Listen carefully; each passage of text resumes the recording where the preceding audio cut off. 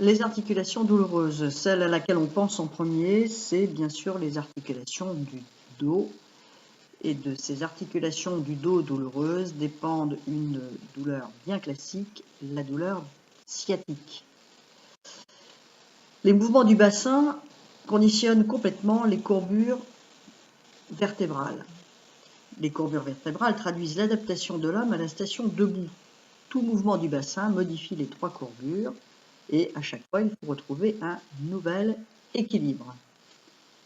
Donc on voit très bien ces trois courbures-là, qui sont la courbure cervicale, dorsale et lombaire, le tout reposant sur le sacrum.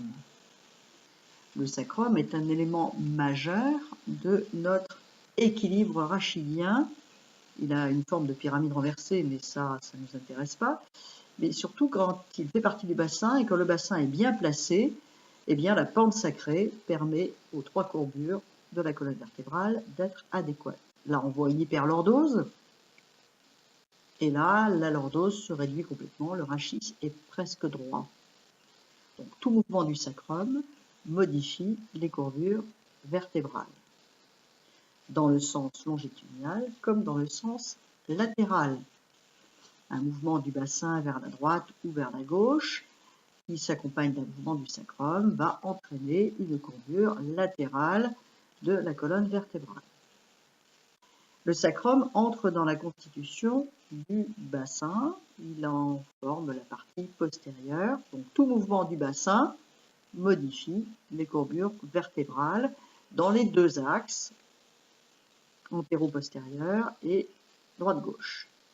Si le bassin est mal placé, les pressions se concentrent sur une partie de la vertèbre, de l'anneau intervertébral, du disque intervertébral, qui peut alors être lésé. Vous voyez que les pressions ne peuvent pas s'exercer de la même façon quand les courbures ne sont pas respectées, on n'est pas complètement à l'équilibre et donc ça s'exerce de façon inappropriée sur le disque intervertébral. L'équilibre du bassin sur les têtes fémorales est instable, on va le voir, et toute modification du placement du bassin modifie les courbures vertébrales, c'est ce qu'il faut se rappeler. Le bassin est posé sur deux sphères très rondes, qui sont les têtes du fémur, qui sont reliées au fémur par un petit isthme qu'on appelle le col du fémur, et c'est ça qui casse chez les personnes âgées de temps en temps, et c'est ce qui justifie quelquefois qu'on soit obligé de les opérer. C'est soit la fracture du col du fémur qui justifie l'intervention, soit l'usure complète de l'articulation entre la tête fémorale et la glène, qu'on appelle coxarthrose. Voilà, là, donc on voit les différents mouvements du bassin qui, à chaque fois, font se mouvoir la tête fémorale toute ronde dans la glène. Elle glisse très bien, on la voit qui tourne dans tous les sens de façon plus ou moins stable.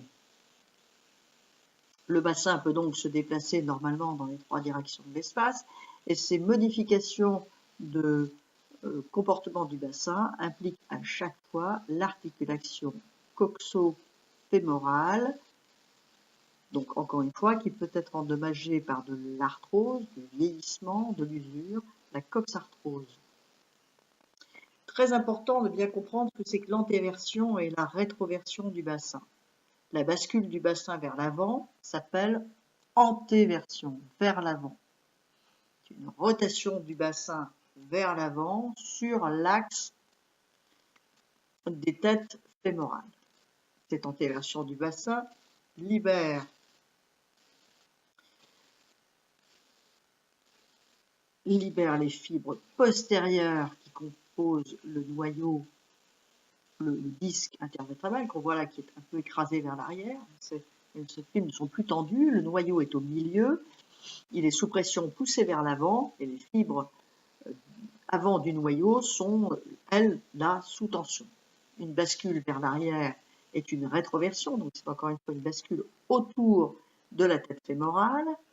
Voilà, on voit bien la tête fémorale qui gère ça. Et là, du coup, le disque intervertébral va être libéré de ces tensions de l'avant.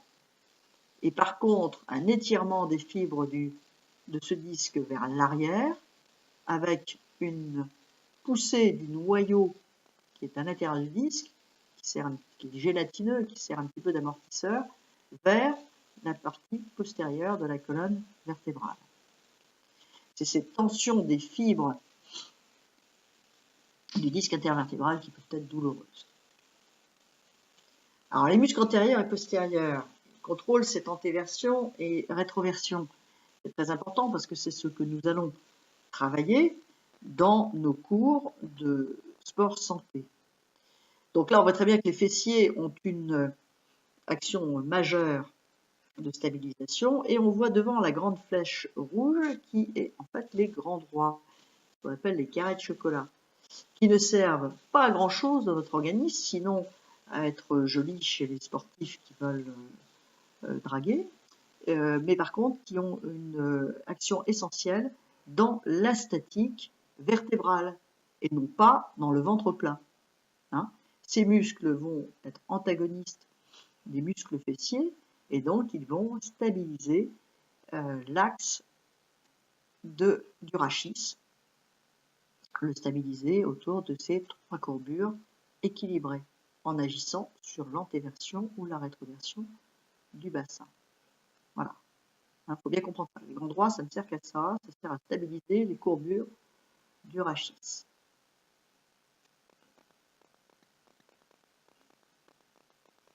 Donc, la charnière lombosacrée est une zone très complexe, c'est ce qu'il y a donc les dernières lombaires et le sacrum, lui, qui est formé de 5 vertèbres soudées.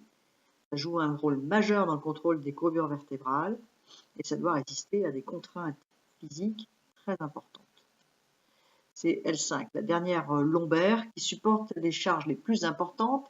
Elle a une angulation qui est assez curieuse et a tendance à glisser vers l'avant. Quand elle glisse beaucoup, ça s'appelle un listhésis et c'est une pathologie qu'on retrouve assez fréquemment chez les nageuses de natation synchronisée ou les plongeurs. Le processus articulaire de L1 orienté vers l'arrière empêche le glissement de L5.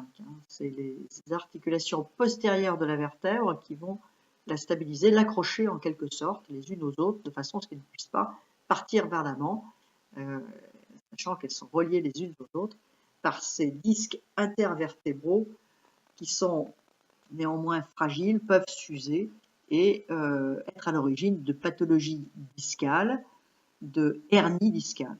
Voilà, donc là, vous voyez bien que dans un mouvement comme ça, on va mettre en décharge la partie postérieure du disque intervertébral. Vous vous rappelez le schéma.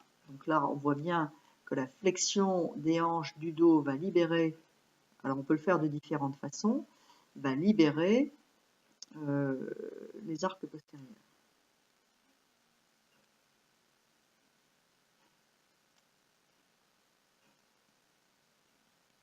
Quand on fait palmer, on a intérêt à avoir la tête un petit peu fléchie dans l'eau, ne pas être obligé de relever la tête, ce qui provoque une hyperlordose. Les masques sont assez intéressants, masque tuba, dans les problèmes de dos, pour faire de la musculation des dorsaux à l'aide d'un palmage ou de ce genre d'exercice, il faut pouvoir rester la tête dans le dos. Alors, le principe de la hernie discale, vous voyez qu'au milieu du disque intervertébral, on a un petit noyau blanc là, avec des fissures tout autour. C'est ce qui va être à l'origine de la hernie. Le disque est usé et le noyau à l'intérieur va avoir tendance à s'échapper de ce disque pour aller appuyer en arrière sur le très gros ligament qui le sépare de la moelle épinière.